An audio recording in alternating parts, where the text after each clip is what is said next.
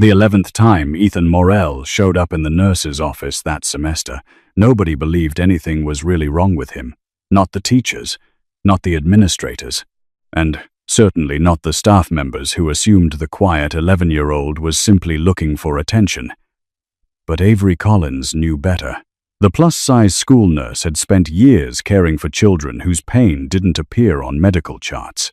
As Ethan sat on the examination bed, nervously twisting the sleeve of his expensive academy blazer, Avery noticed something nobody else seemed to see. His stomach wasn't hurting. His heart was. And when she gently asked whether he had eaten lunch, the boy's eyes filled with tears before he could stop them. That was the moment Avery realized one of the richest children in New York might also be one of the loneliest. Unfortunately, someone else had just learned her name. Victor Morel, the most feared mafia boss in New York, and he wanted to know why his son kept talking about a school nurse. Avery Collins had learned something important during her 8 years as a school nurse. Children almost never lied about being hurt. Adults simply misunderstood where the pain was coming from. Every morning, she walked through the polished halls of St. Augustine Academy, one of Manhattan's most prestigious private schools. The academy catered to the children of celebrities, billionaires, politicians, and executives. On the surface, everything looked perfect. The uniforms were immaculate. The classrooms were state-of-the-art. The tuition cost more than most people's yearly salaries. But Avery knew money had a way of hiding problems instead of solving them. Especially when those problems lived inside a child's heart. At 34 years old, Avery stood out in a world obsessed with appearances. She was a plus-size woman with soft curves, round cheeks, and a warm smile that often arrived before her words did. She wasn't glamorous, she wasn't fashionable, and she certainly didn't look like the elegant mothers who stepped out of luxury SUVs every morning wearing designer sunglasses. Some parents looked right through her. Others assumed she lacked ambition. A few treated her with thinly disguised pity. Avery had grown used to it. What mattered to her were the children, and no child worried her more than Ethan Morel. The first time he'd visited her office, he complained of headaches. The second time, nausea. Then stomach pain. Then dizziness. Then exhaustion. Each symptom was different, but the sadness behind his eyes never changed. That afternoon, Ethan sat quietly in the chair across from her desk. His dark hair was slightly messy. His uniform was perfect. His shoes probably cost more than Avery's monthly grocery budget. Yet he looked utterly miserable. Avery handed him a juice box. "Try this." "Thanks." His voice was barely above a whisper. Avery sat beside him rather than across from him. Children opened up more when they didn't feel interrogated. "Did you eat breakfast?" He nodded. "Lunch?" A longer pause, then a shrug. Avery wasn't surprised. "Nobody to eat with?" Ethan stared at the floor. That silence told her everything. The boy wasn't being bullied exactly. Isolation was often harder to spot, and sometimes even crueler. Eventually, Ethan spoke. "My mom used to make pancakes every Friday." Avery's heart squeezed. There it was. The real wound. His mother. She had died 2 years earlier after a sudden illness. The entire city had attended the funeral. News outlets had covered it for days. But public sympathy faded quickly. Children carried grief much longer. "What were her pancakes like?" Avery asked softly. For the first time all day, Ethan smiled. A real smile. Terrible. Avery laughed. Terrible? They always burned. They couldn't have been that bad. They were. His smile grew wider, but she always said burned pancakes had more personality. Avery smiled too. Sometimes healing started with letting a child remember, not fixing the pain, just making room for it. For 20 minutes, Ethan talked about his mother, his favorite memories, the songs she sang, the books she read, the way she always knew when he was pretending to be okay. When the conversation ended, the color had returned to his face. His stomachache had magically disappeared.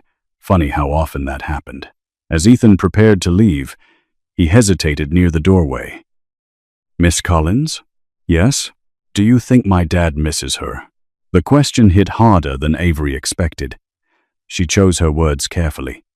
"I think people can miss someone very much and still have trouble showing it." Ethan looked down. He's always working. Avery knew exactly who his father was. Everyone did. Victor Morel, a name spoken in whispers throughout New York. Officially, he owned shipping companies, construction firms, and investment groups. Unofficially, rumors followed him everywhere. People feared him, respected him, avoided him. The stories surrounding the Morel empire felt larger than life. Yet none of that mattered to the lonely boy standing in front of her. To Ethan, Victor wasn't a powerful man. He was simply a father who wasn't there. "Maybe he doesn't know how much you need him," Avery said gently. Ethan looked unconvinced. Then the bell rang. The school day was ending. As he walked out, Avery noticed something. His shoulders looked slightly lighter.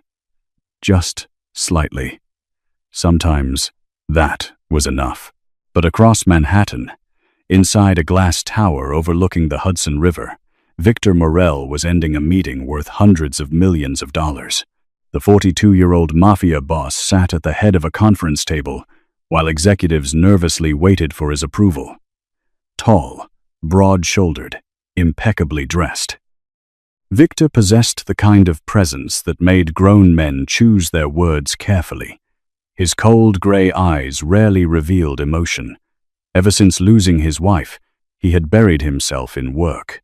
Business was easier than grief. Control was easier than loss. His phone vibrated. He glanced down. A message from Ethan's school counselor. A routine report. Most of it was forgettable. Until one line caught his attention. "Ethan continues to show positive emotional responses after meetings with Nurse Avery Collins." Victor frowned. Then he read the sentence again. Who was Avery Collins? And why was his son suddenly talking about her? Victor Morel did not trust coincidences. That mindset had helped him build an empire. It had also kept him alive. For nearly 20 years, he had survived in a world where hidden motives lurked behind every smile and every act of kindness came with a price tag attached. So when he noticed his son mentioning the same person repeatedly, his instincts immediately activated. Avery Collins, the school nurse. At first, it seemed harmless. Then Victor noticed something else. Ethan was changing. The boy smiled more often. He complained less. For the first time since his mother's death, there were moments when he looked almost happy. Most parents would have celebrated that. Victor became suspicious. Late one evening, he sat alone inside his penthouse office overlooking Manhattan. The city lights stretched endlessly beyond the glass walls. A crystal tumbler rested untouched beside him. His attention remained fixed on the report in front of him. A routine school wellness summary. Avery's name appeared 3 times. Victor's jaw tightened. People rarely entered his son's life without wanting something, especially when that son carried the Morel name. He pressed a button on his desk. A moment later, his longtime advisor stepped into the room. Gabriel Russo had worked beside Victor for almost 15 years. He knew better than anyone how Victor's mind worked. "You needed me?" Victor slid the report across the desk. "I want information." Gabriel glanced down. "A school nurse? I want information." Gabriel nodded. That meant the discussion was over.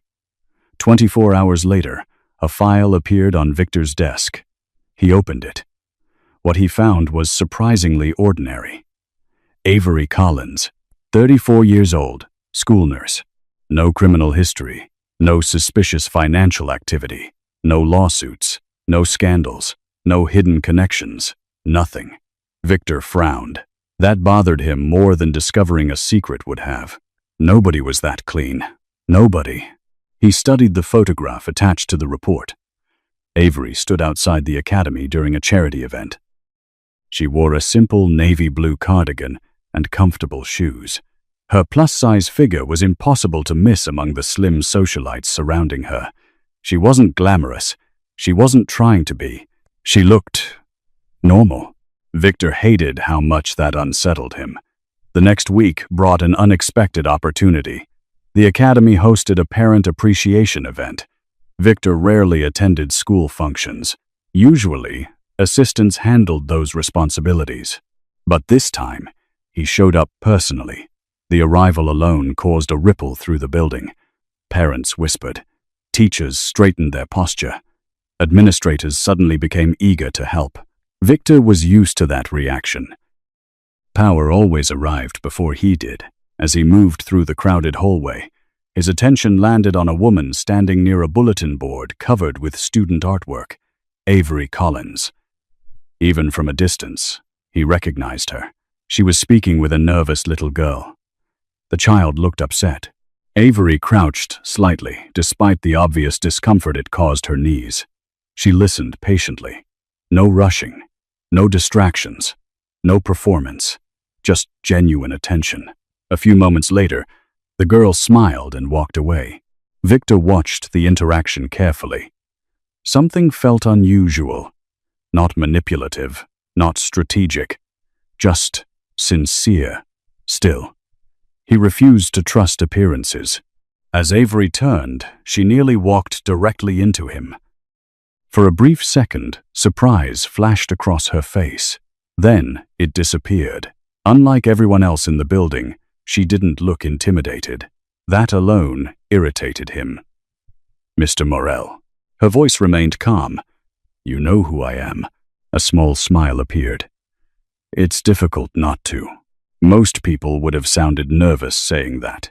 Avery didn't. Victor studied her. Up close, she looked even less like the kind of woman he had imagined. There were no designer clothes, no carefully crafted image, no attempt to impress him. No, she simply looked like someone who had spent her day taking care of children. You're Avery Collins. I am. My son speaks about you often. Avery's expression softened instantly. The change was impossible to miss. Not because Victor was standing there, because Ethan's name had been mentioned. He's a wonderful kid. Victor felt an unexpected flash of irritation. Wonderful. The word sounded personal. Too personal. Is he? Avery looked directly at him.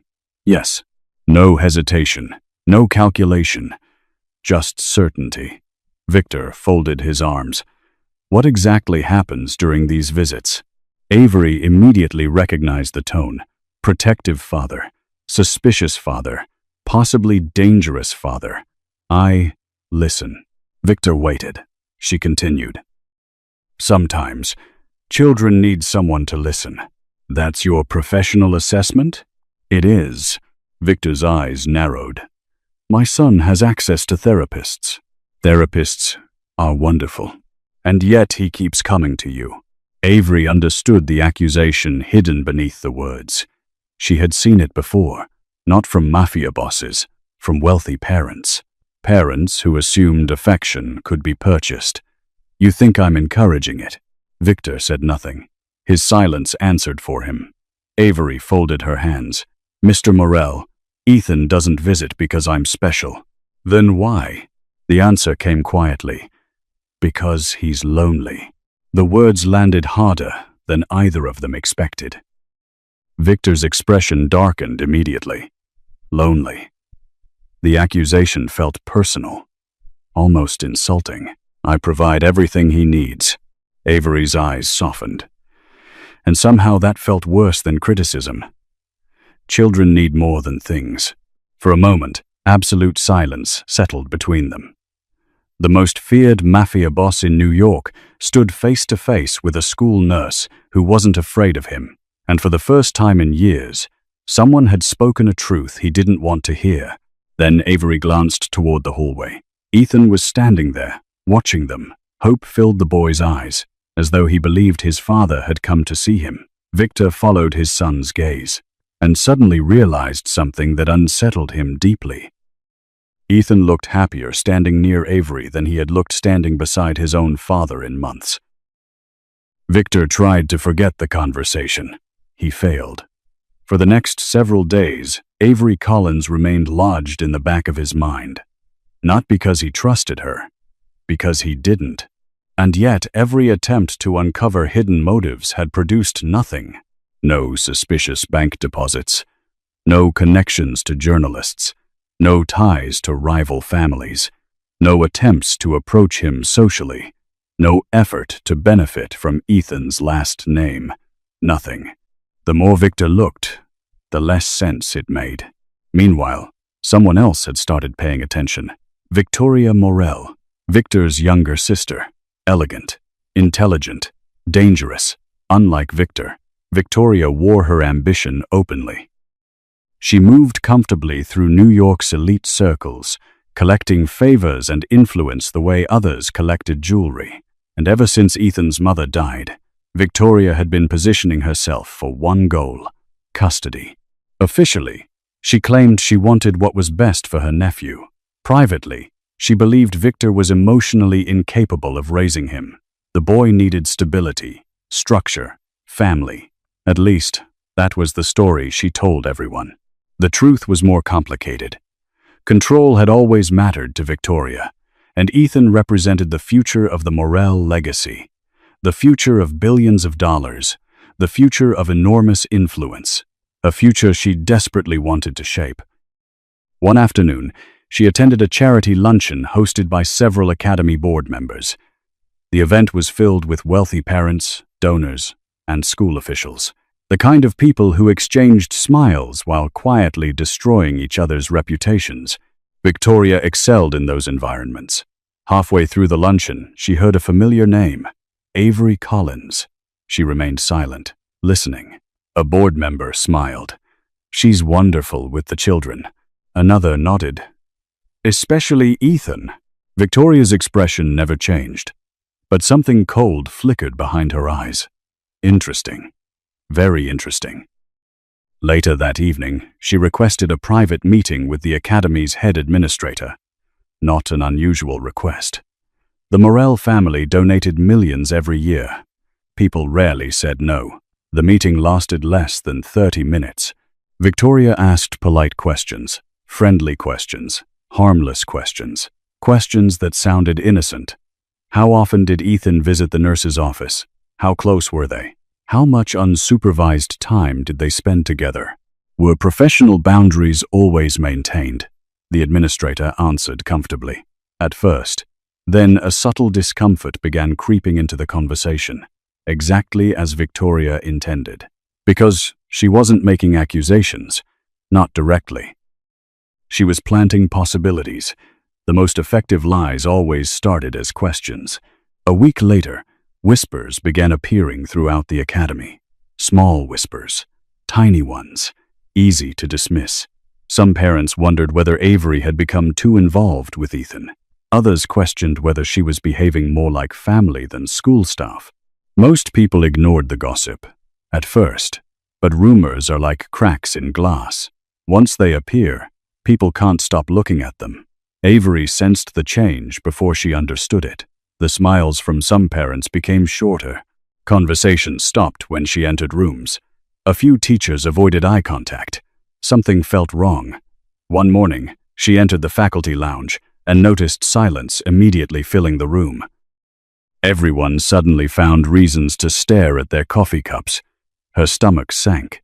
She knew that silence. Most people did.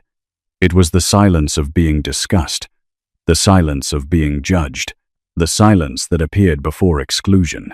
Avery pretended not to notice, but it hurt, more than she wanted to admit.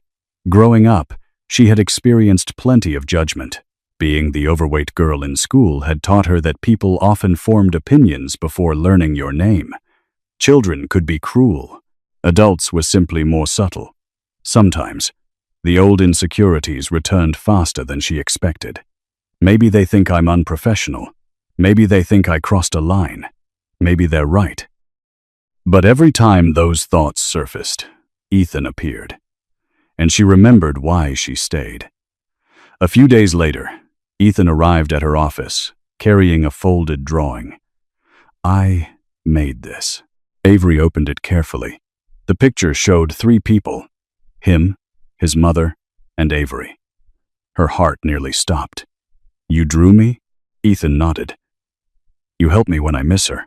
The words hit with devastating force, not because they were inappropriate, because they were honest. Avery blinked rapidly, fighting tears. Children often revealed truths. Adults spent years hiding. She carefully folded the drawing. "Thank you." Ethan smiled, and for a brief moment, everything felt normal again. Until the following afternoon, the first public attack arrived. A parent meeting was underway inside the academy auditorium. Faculty members sat near the stage. Several board members occupied the front rows. Avery attended because attendance was mandatory. She expected budget discussions, fundraising updates, routine announcements. Instead, a woman stood near the microphone, one of the wealthiest mothers in the school, and someone closely connected to Victoria Morell. The woman smiled politely, then asked a question that changed everything. "I'd like clarification regarding staff boundaries." The room grew quiet. The board chairman nodded. "What, specifically?" The woman glanced directly toward Avery. "Is it considered appropriate for a school nurse to develop unusually personal relationships with vulnerable students from influential families?" The silence that followed felt enormous. Every eye in the room turned toward Avery, every single one. Her face drained of color. Someone had just fired the opening shot, and suddenly she understood. This wasn't gossip anymore. It was a campaign. The accusations spread through the academy faster than anyone expected. By Monday morning, Avery could feel it everywhere. In the hallways, in the faculty lounge, even in the parking lot. Nobody confronted her directly. That would have required courage. Instead, people whispered. They stared. They speculated. And somehow, those quiet moments hurt more than open hostility. Avery arrived at work carrying her usual oversized tote bag and a cup of coffee she barely touched. The moment she stepped into the main building, she noticed two parents speaking near the front office. Both women immediately stopped talking when they saw her. Then came the awkward smiles. The fake smiles. The kind that said everything without saying a word. Avery lowered her eyes and continued walking. Her chest felt tight. By lunchtime, things became worse. A social media post appeared inside a private parents group. Nobody publicly mentioned Avery by name, but they didn't need to. Everyone knew who the post referred to. The anonymous author questioned whether certain staff members had become emotionally dependent on wealthy students. Others began commenting, speculating, judging. One parent suggested Avery enjoyed the attention. Another implied she was trying to secure a future position within an influential family. A third questioned why a nurse spent so much time with one child. Every comment felt like another stone thrown at someone who wasn't there to defend herself. By evening, screenshots were circulating everywhere. The academy administration could no longer ignore it. 2 days later, Avery was called into a meeting. The head administrator sat across from her. His expression was uncomfortable, embarrassed, almost apologetic. That made Avery nervous immediately. "Avery," he paused. "We've received concerns." Her stomach dropped. "What kind of concerns?" He slid a folder across the desk. Inside were printed emails, parent complaints, screenshots, anonymous statements, rumors disguised as concerns. Avery's face turned pale. She read every page. Then read them again. The accusations were absurd, yet seeing them written down somehow made them feel real. One message claimed she was manipulating Ethan emotionally. Another suggested she had become obsessed with the Morell family. One even implied she hoped to gain access to Victor's fortune. Avery almost laughed. Not because it was funny, because it was ridiculous. She had never asked Victor for anything, never attended a social event, never accepted gifts, never crossed professional boundaries. And yet, none of that mattered. Rumors rarely depended on truth. The administrator cleared his throat. "We're required to investigate." 1. The words felt like a punch. "Investigate what?" Nothing has been proven, because there's nothing to prove. I know that. But his expression revealed another truth. He wasn't sure everyone else believed it. Avery left the office feeling numb. Outside, rain had started falling across Manhattan. She sat in her car for nearly 20 minutes before driving home. For the first time in years, she wondered whether she should quit. Not because she was guilty, because she was exhausted. People always talked about how strong kindness was. They rarely talked about how lonely it could become. Meanwhile, another person was beginning to notice the consequences: Ethan. Children always noticed more than adults realized. The next afternoon, he entered Avery's office carrying his backpack. But he didn't sit down immediately. He looked worried, scared. "Aren't you feeling sick today?" Avery asked gently. He shook his head. "Then, why are you here?" His answer shattered her heart. "They're talking about you." Avery froze. Ethan looked down at his shoes. "I heard some parents." The silence that followed was painful. Avery forced a smile. "Adults gossip sometimes. They said you're using me." His voice cracked. The words felt wrong coming from an 11-year-old. A child should never have to repeat things like that. Especially not about someone he trusted. Avery moved beside him. "You know that's not true, right?" Ethan nodded immediately, too quickly, as if he feared she might disappear if he hesitated. "You're my friend." The simple statement nearly brought tears to her eyes. Not because she wanted friendship, because Ethan needed one. And somewhere along the way, she had become that person. For a moment, neither of them spoke. Then Ethan asked the question she had been dreading. "Are they going to make you leave?" Avery couldn't answer, because she didn't know. That uncertainty terrified her. Across the city, Victor Morel was having his own conversation. His sister sat across from him inside a private restaurant. Victoria sipped wine elegantly, every movement carefully controlled. "I heard the school is investigating that nurse." Nurse. Victor's expression remained unreadable. "So?" "Ha." Victoria smiled. "So maybe it's necessary." Victor said nothing. Victoria continued. "People become attached to wealthy families all the time." Still nothing.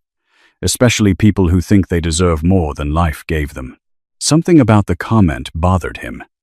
Deeply. He remembered Avery standing in that hallway. Remembered her calm confidence. Remembered how little she seemed to care about his status. It didn't fit. None of it fit. Yet he couldn't explain why. Victoria leaned forward. For Ethan's protection, perhaps some distance would be healthy. Victor stared at his sister. For the first time, he found himself asking a question he hadn't considered before. What if Avery wasn't the problem? What if someone else was? The following morning, the academy delivered devastating news. A formal board review had been scheduled. Avery's employment status would be discussed. Her future at the school now depended on a public hearing. And suddenly, the woman who had spent years protecting children had nobody left protecting her. The night before the board review, Victor Morel couldn't sleep. That was unusual. Men like Victor rarely lost sleep. When problems appeared, he solved them. When threats emerged, he eliminated them. When uncertainty arrived, he found answers. But Avery Collins had become a question he couldn't answer. And Victor hated unanswered questions. At 2 o'clock in the morning, he found himself standing outside Ethan's bedroom. The mansion was silent. Moonlight spilled through the tall windows. Victor slowly pushed the door open. Ethan was asleep, or at least pretending to be. The boy's eyes opened immediately. "Dad?" Victor stepped inside. For a moment, neither spoke. Conversations between them had become awkward over the years. Not hostile, just distant, like strangers trying to remember how to be family. Victor sat carefully on the edge of the bed. "Can't sleep?" Ethan shrugged. Neither could. The silence stretched. Then Victor asked a question he hadn't planned to ask. "Do you like Nurse Collins?" Ethan's response was immediate. "Yes." No hesitation, no uncertainty, just certainty. Victor felt something tighten inside his chest. Why? Why? Why? Ethan looked confused, as though the answer should have been obvious. Because she cares. The words landed harder than any accusation ever could. Victor forced himself to continue. What does she do? At first, Ethan struggled to explain. Children often did. They felt things long before they could describe them, but eventually the words started coming, and once they started, they didn't stop. Victor listened. Really listened.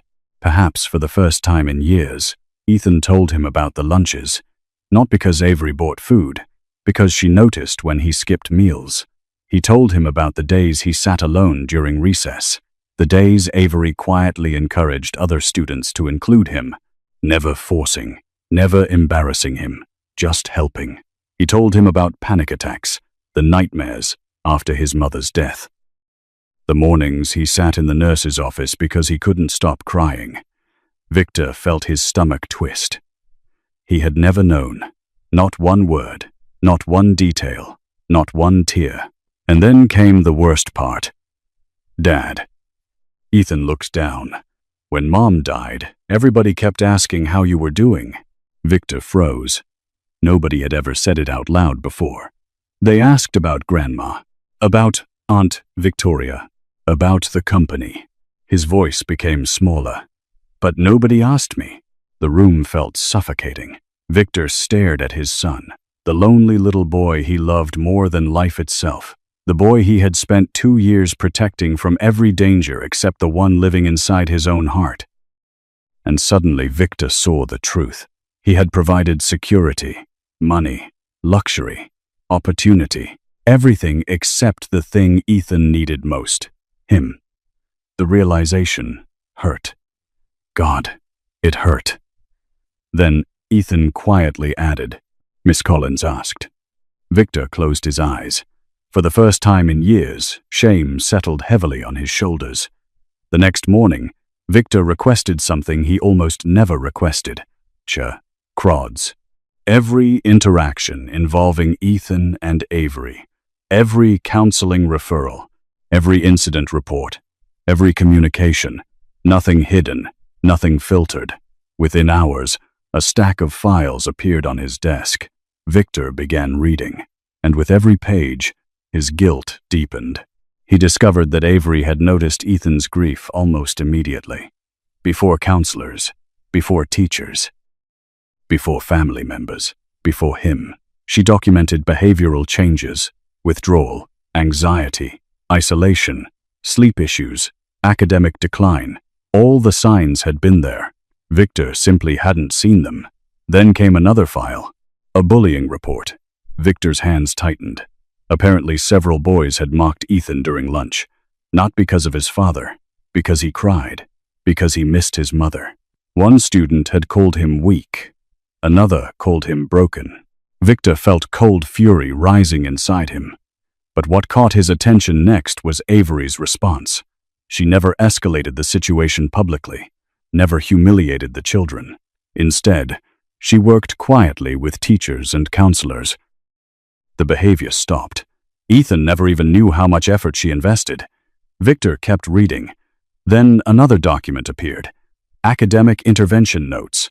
Ethan's grades had begun slipping months earlier. Again, Avery noticed first.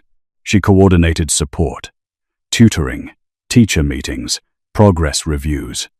Things completely outside her job description. Things nobody asked her to do. Things she gained absolutely nothing from. Victor sat back slowly. His office suddenly felt very quiet. A thought entered his mind, one that made him deeply uncomfortable. Avery Collins had done more to help his son heal than anyone else in Ethan's life, including him. The realization was devastating. But the final discovery shattered him completely.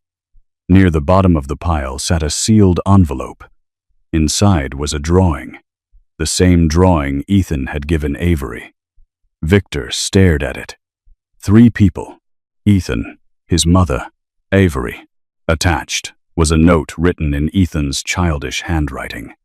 Miss Collins makes me feel like Mom didn't disappear completely. Victor's vision blurred. For several seconds he couldn't breathe. He wasn't a man who cried. He hadn't cried at funerals. He hadn't cried at business betrayals. He hadn't cried when enemies died. But now his eyes burned. Because he finally understood something. Avery never tried to replace Ethan's mother. She had simply refused to let a grieving child suffer alone. And for that kindness, she was being destroyed. A knock interrupted his thoughts. Gabriel entered. One look at Victor's face told him something significant had happened. "What is it?"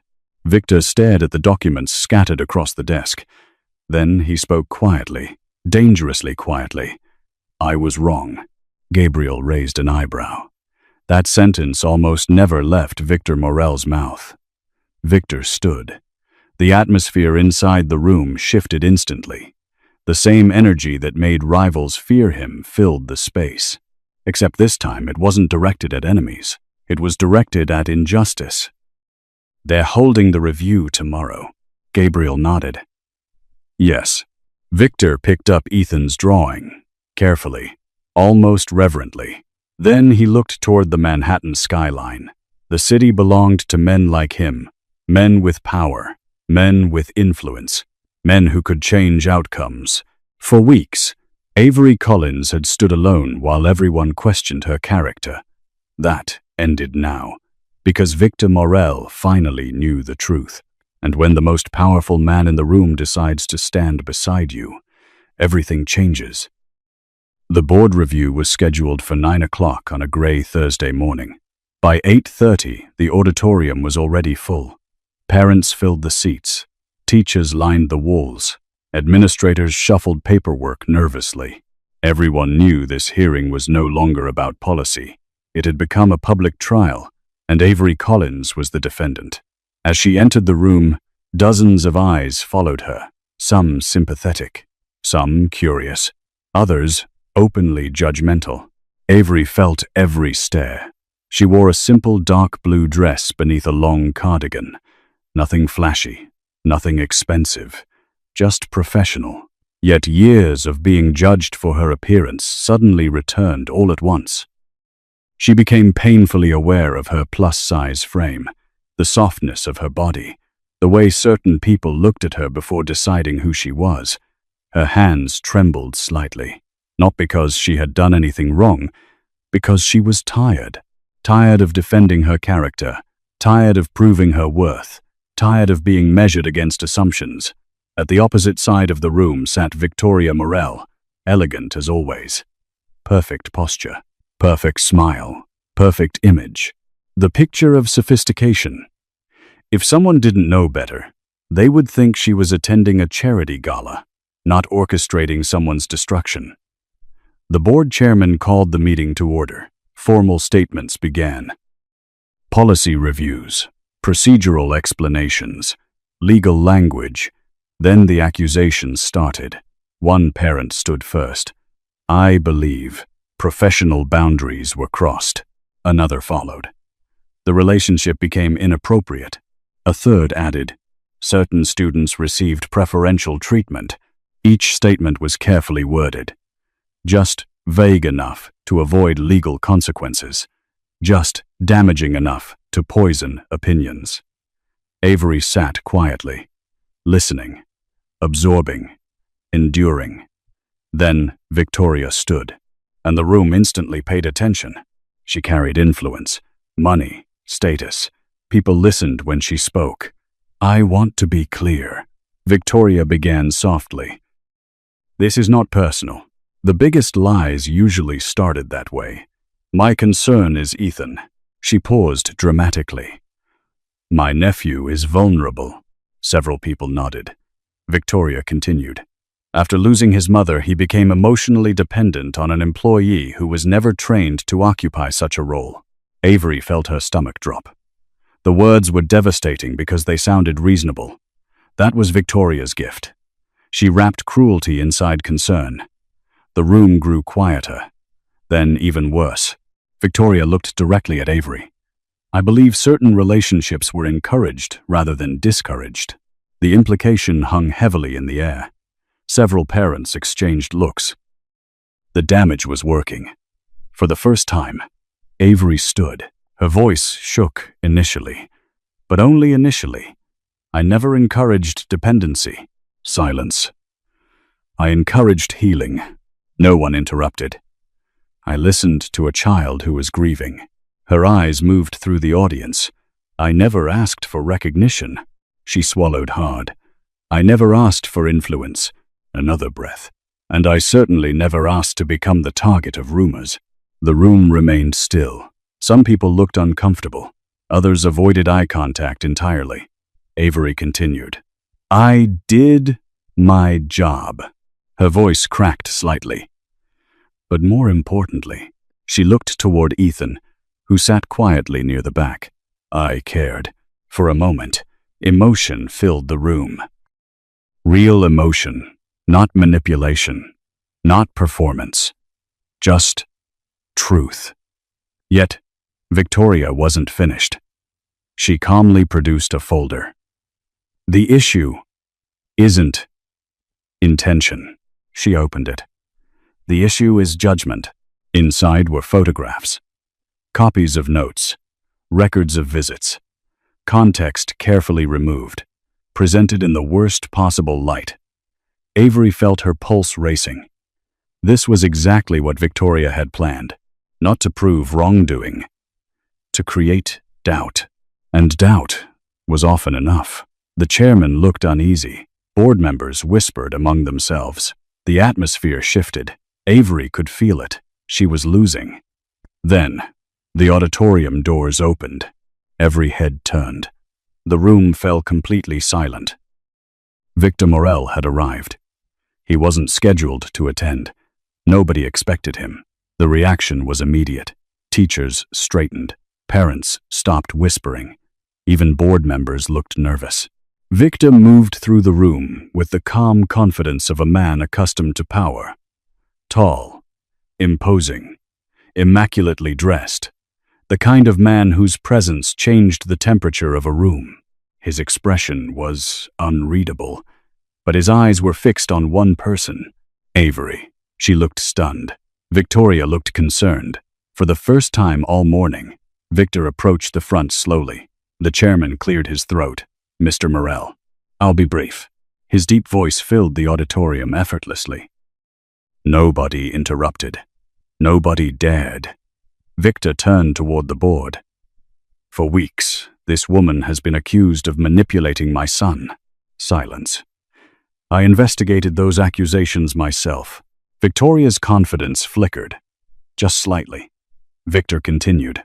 I reviewed every record. Every eye remained locked on him. I spoke with counselors. No. Teachers. Staff. And most importantly, his voice softened. My son. The room held its breath. Victor reached into his jacket, then placed a stack of documents on the table. The evidence is overwhelming. Victoria relaxed slightly. She thought she knew what was coming. She was wrong. Victor looked directly at Avery, then back at the audience. The evidence proves that Avery Collins did something none of us managed to do. A long pause followed. His next words shattered the room. She noticed a child who was suffering while the rest of us were too distracted to see him. Complete silence. Victor stepped forward. Every sentence landed harder than the last. When Ethan stopped eating, she noticed. When he was being bullied, she noticed. When his grades dropped, she noticed. When he cried himself to sleep, missing his mother. Victor's voice almost broke. She noticed. Many people lowered their eyes, ashamed. Victor continued. I am Ethan's father. The admission seemed to cost him something, and I missed things she saw immediately. Avery stared at him in shock. So did everyone else. Victoria attempted to intervene. Victor, no. The single word stopped her cold. The temperature in the room changed instantly. For the first time, people remembered exactly who Victor Morel was. Not the businessman, not the donor. The man nobody challenged. He turned toward his sister. His eyes were ice. "You didn't protect Ethan." Victoria froze. Victor's voice remained calm, dangerously calm. "You used him." The accusation hit like a thunderclap. Gasps spread through the audience. Victoria's face lost color. Victor wasn't finished. "You manufactured suspicion. You spread rumors. You attacked the only person who consistently showed up for him." The room exploded into whispers. Board members exchanged alarmed looks. Everything was unraveling, and suddenly the woman who had spent weeks being judged wasn't standing alone anymore. The silence that followed Victor's words felt almost unreal. Nobody moved. Nobody spoke. The entire auditorium seemed frozen in place. For weeks, Avery Collins had been the person everyone questioned. Now, for the first time, people were questioning themselves. Victoria Morell's composure finally cracked. Only slightly, but it was enough. The confident smile disappeared. The carefully constructed image began to crumble. "That's ridiculous," she said sharply. Her voice lacked the certainty it once carried. Victor didn't even look at her. His attention remained fixed on the board members, on the parents, on every person who had helped turn a compassionate school nurse into a target. "The accusations against Avery Collins are not supported by facts." His voice echoed through the room.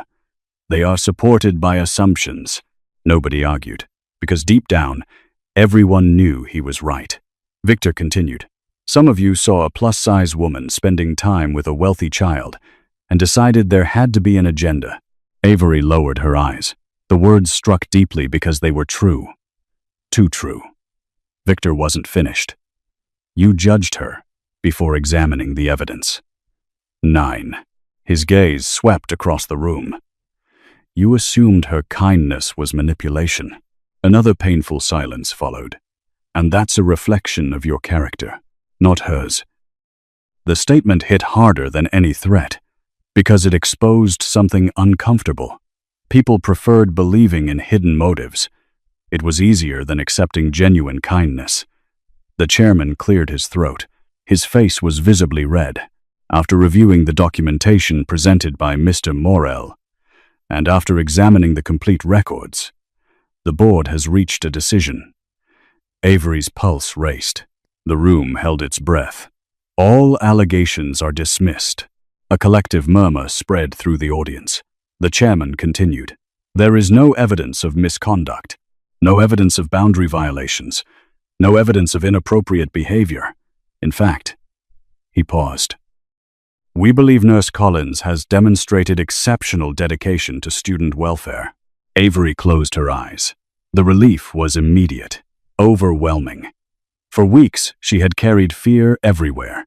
Fear of losing her job, fear of losing her reputation, fear of becoming another person destroyed by rumors. And now it was over. Not because she fought back, because the truth finally arrived. Then something unexpected happened. People began standing. One teacher, then another, then several parents. The applause started quietly, almost uncertain, before growing louder and louder and louder, until the entire auditorium was filled with it. Avery stared in disbelief, her eyes filled with tears. Not because she wanted recognition, because she never expected it. Across the room, Ethan smiled, the biggest smile she had ever seen from him, and somehow that meant more than everything else combined. A few minutes later, the meeting ended. People slowly filtered out. The crowd dispersed. Eventually, only a handful remained. Victor stood near the front of the room, waiting. For perhaps the first time in his life, he looked nervous. When Avery approached, neither spoke immediately. The silence felt different now, softer, warmer, more honest. Finally, Victor broke it. "I'm sorry." The words surprised her. Men like Victor Morell rarely apologized. Men like Victor Morell rarely admitted mistakes. Yet here he was, doing both. "I judged you." Avery smiled faintly. "Yes." A surprising laugh escaped him. The first genuine laugh she had heard, I deserve that." They stood quietly for a moment. Then Victor looked down, almost embarrassed.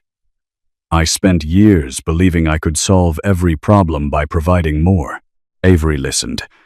More money, more security, more protection. His eyes drifted toward Ethan. "But grief doesn't care how much money you have."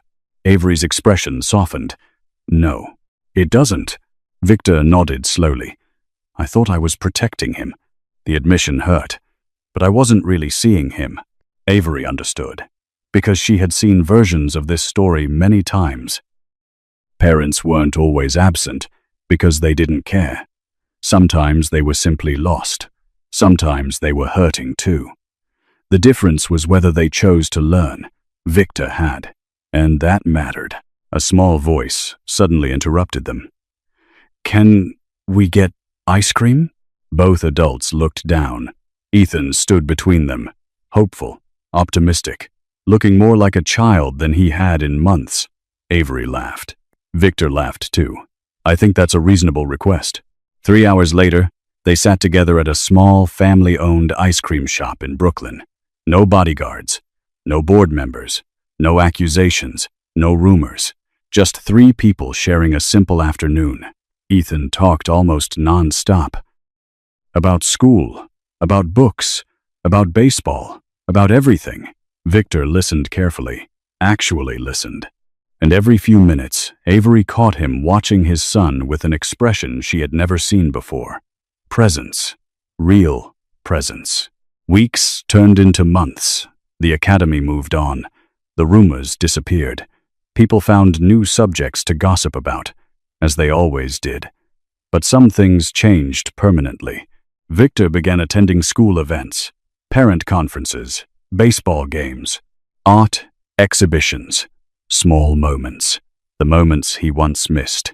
Meanwhile, Ethan continued visiting Avery's office, not because he was lonely anymore, because she had become family. And eventually, something else changed too. The distance between Avery and Victor slowly disappeared. Not through grand gestures, not through dramatic confessions, but through trust. Conversations became longer. Smiles became easier. Friendship became something deeper. And one evening, nearly a year after the hearing, Victor found himself standing beside Avery on the academy courtyard. The sun was setting. Students had gone home. The campus was quiet. "You know," Victor said softly, "I spent most of my life believing strength meant never needing anyone." Avery smiled. And he looked at her, really looked at her, at the woman everyone had underestimated. The woman who never realized how extraordinary she was. The woman whose kindness changed his son's life. And his. I was wrong. His hand found hers. Warm, certain, comfortable. For once, Avery didn't pull away. Victor smiled, then spoke the words that would eventually become legendary among everyone who knew the story. "The woman everyone accused of wanting something from my family." He glanced toward Ethan, laughing with friends across the field. "Was the only person who gave my son what money never could." Avery's eyes filled with tears. Not sad tears, the kind that arrive after surviving something difficult, the kind that arrive when you're finally seen. And for the first time in a very long time, nobody was looking at her weight. Nobody was judging her appearance. Nobody was questioning her motives. They were seeing what had been there all along. A good woman, a kind heart, a protector, a healer. Someone who changed lives simply by caring. And in the end, that mattered far more than anything else.